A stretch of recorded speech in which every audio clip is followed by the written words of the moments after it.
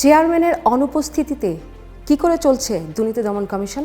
দুর্নীতি দমন কমিশনে এ পর্যন্ত কতজন চেয়ারম্যান মেয়াদ ফুরোবার আগেই পদত্যাগ করেছেন? বর্তমান কমিশন না থাকায় কোন কোন কার্যক্রম আটকে আছে? আর কে হতে যাচ্ছেন দুদকের নতুন চেয়ারম্যান? রাজনৈতিক উত্থান পতনে বিভিন্ন মেয়াদে নিয়োগ পাওয়া দুর্নীতি দমন কমিশনের অধিকাংশ চেয়ারম্যানকে মেয়াদ শেষ হওয়ার আগেই বিদায় নিতে হয়েছে। কে কোন মেয়াদে কতদিন ছিলেন তার খতিয়ান সহ দুদক কমিশনের অনুপস্থিতি, ধারাবাহিক অনুমোদনের কোন কোন কার্যক্রম আটকে আছে, কে হতে চলেছেন দুদকের অষ্টম চেয়ারম্যান, সেসব নিয়ে আজকের এক্সপ্লেইনার।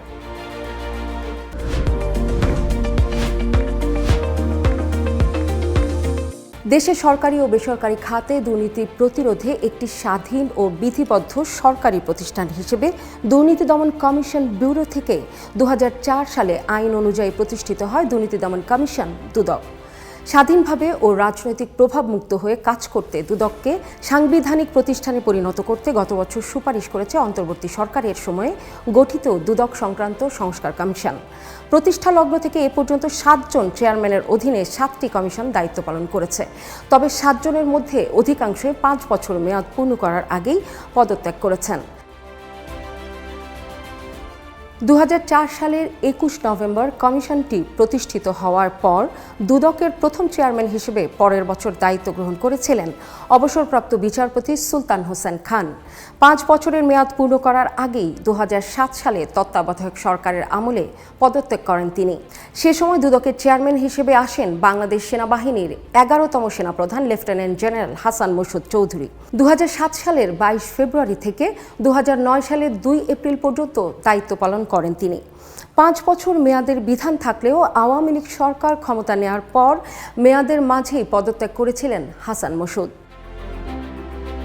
তৃতীয় চেয়ারম্যান হিসেবে দুদকে নিয়োগপ্রাপ্ত হন কনজিউমার্স অ্যাসোসিয়েশন অব বাংলাদেশ ক্যাবের সভাপতি গোলাম রহমান। 2009-এর 1 মে থেকে 2013 সালের 23 জুন পর্যন্ত দায়িত্ব পালন করে স্বাভাবিক নিয়মেই বিদায় নিয়েছিলেন তিনি। দুদকের চতুর্থ চেয়ারম্যান হিসেবে অধ্যাপক মোহাম্মদ বদিউজ্জামানকে নিয়োগ দেওয়া হয়। 2013 সালের 24 জুন থেকে 2016 সালের 6 মার্চ পর্যন্ত দায়িত্ব পালন করে মেয়াদকাল প্রায় 2 বছর 8 মাস বাকি থাকতেই পদত্যাগ করেন তিনি। দুদকের পঞ্চম চেয়ারম্যান হিসেবে সিনিয়র সচিব ডক্টর ইকবাল মাহমুদকে নিয়োগ দেয় সরকার। 2016 সালের 14 মার্চ থেকে 2021 সালের 9 মার্চ পর্যন্ত দুদক চেয়ারম্যান হিসেবে 5 বছর মেয়াদ শেষ করে দায়িত্ব থেকে বিদায় নেন তিনি। ষষ্ঠ চেয়ারম্যান হিসেবে সাবেক সিনিয়র সচিব মইনুদ্দিন আবদুল্লাহকে নিয়োগ দেওয়া হয়। 2021 সালের 10 মার্চ থেকে দায়িত্ব গ্রহণ করে দেশের রাজনৈতিক পট পরিবর্তনের পর 2024-এর 29 অক্টোবর পদত্যাগ করেন তিনি।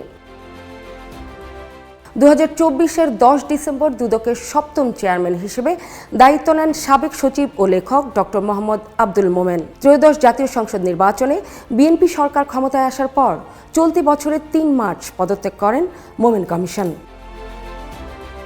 অন্তর্বর্তী সরকারের সময় নিয়োগ দেয়া ডক্টর মোহাম্মদ আব্দুল মোমেনের নেতৃত্বাধীন কমিশন পদত্যাগ করায় রাষ্ট্রের দুর্নীতি বিরোধী এই প্রতিষ্ঠানটি বর্তমানে নেতৃত্ব শূন্য। এ পরিস্থিতিতে মামলা, চার্জশিট, সন্দেহভাজন আসামিদের বিদেশ যাত্রা নিষেধাজ্ঞা সংক্রান্ত আদেশের অনুমোদন দেয়া সহ আপাতত স্থগিত আছে দুদকের বেশ কিছু কার্যক্রম।